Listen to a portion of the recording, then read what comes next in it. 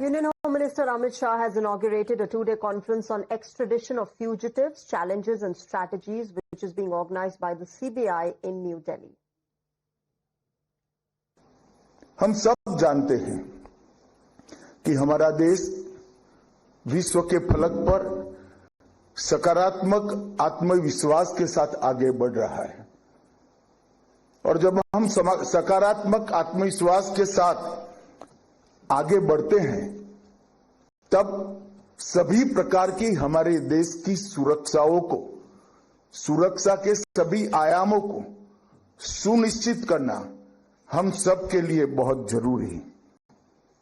हम भारत में corruption, crime और टेररिज्म के खिलाफ जीरो टॉलरेंस तो जरूर रखें, मगर भारत की सरहदों के पार बैठकर ये सभी गतिविधियों को जो चला रहे हैं उनके प्रति भी जीरो टॉलरेंस और वो सभी को भारत के कानून की नेट में लाने का प्रयास और इसके लिए एक सुनिश्चित तंत्र बनाने की जिम्मेदारी भी हमारी ही है। और ये तंत्र बनाने के लिए बहुत समय से एक प्रकार के वैक्यूम का अनुभव कम से कम मैं तो कर रहा था। ऐसा नहीं था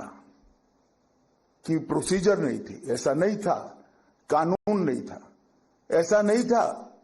कि किसी को इसकी जानकारी नहीं थी, मगर एक संगठित प्रयास सभी लोगों का, सभी राज्यों की पुलिस का, सभी एजेंसियों का एक संगठित प्रयास और एक रोड मैप का अभाव दिखाई पड़ता था।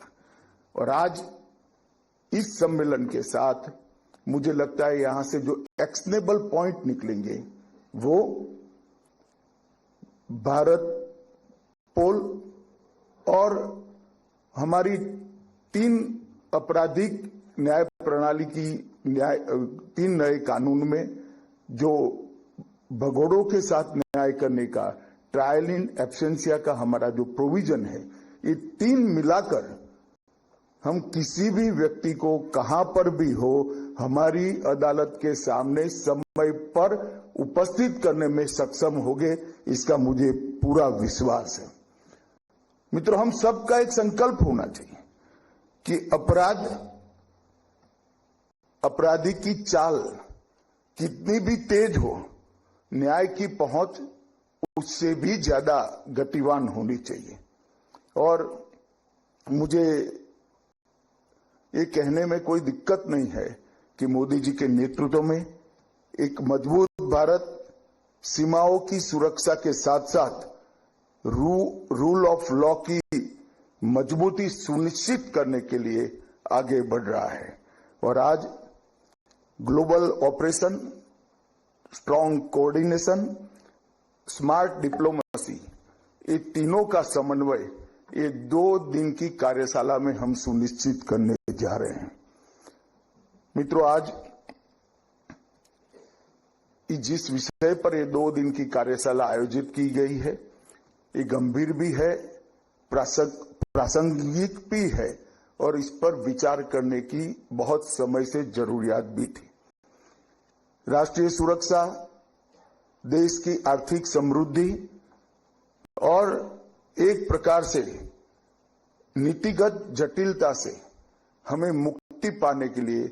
इस सम्मेलन में हुई चर्चाएं और सुझाए गए उपाय